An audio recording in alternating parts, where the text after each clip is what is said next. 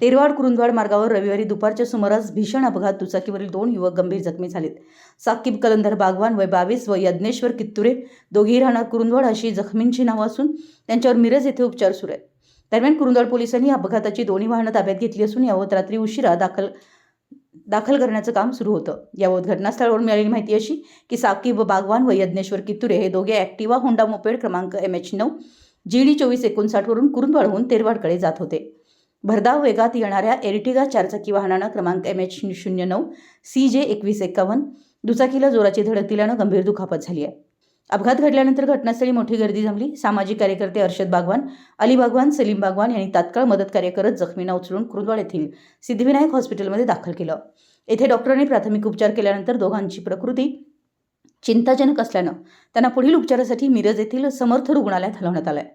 या अपघातामुळे काही काळ तेरवाड कुरुंदवाड मार्गावरील वाहतूक विस्कळीत झाली होती. पोलिसांनी घटनास्थळी धाव घेत वाहतूक सुरळीत केली.